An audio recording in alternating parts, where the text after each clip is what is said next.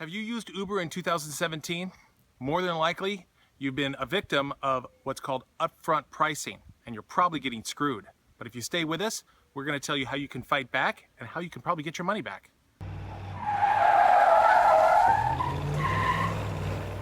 Hey, this is Dave with Hacking Rideshare, and this video is for those passengers out there that might be getting taken advantage by Uber. Earlier this year in 2017, Uber rolled out what's called guaranteed pricing. So instead of a price estimate, you're actually going to be getting a guaranteed price. So no matter how long or how short your ride is, that's the price that you're going to pay, and you agree to it at the beginning. But unfortunately, a lot of the passengers are getting overcharged based on this guaranteed pricing. It's not based on your time and your distance that you're spending in your Uber vehicle. It's just based on the fact that you've agreed to this guaranteed pricing. So what happened was last night I conducted a little bit of a test of my own. My wife was flying in from Arizona, and I picked her up just outside of the airport, and we both drove home. And then we compared our phones and our Uber apps against each other at the end of the ride. Now, what I found to be interesting was that she was quoted at the beginning of the ride that her ride would cost her $21.29, and that was based on time and distance and time of day and potential of any traffic that might be involved. But what actually came down to it is after the ride was completed. And we actually took the longer route than the shorter route that Uber had suggested in the navigation GPS.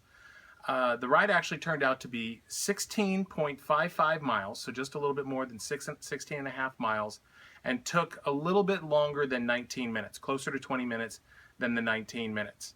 So the total that was charged and was shown to me as a driver was based on 90 cents a mile and 15 cents a minute, that I was getting $17.88 total. 25% of that was $13.41. So that was $14.40 based on the 16 and a half miles and $2.85 on the 19 minutes. There's a 14-cent discrepancy in there, maybe because of the half mile or the closer to 20 minutes. But Uber charged $17.88, and I got paid after their 25% cut, $13.41. Now, unfortunately, my wife, she got charged $21.29, and there was no discount for the shorter time and the shorter distance that Uber was estimating. So in working it out, that means that she got charged $1.06 per mile, which is 16 cents over the 90 cents per mile charge for an UberX on no surge.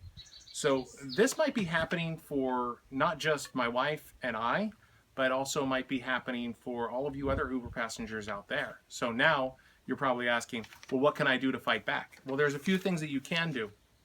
One is simple: stop using Uber.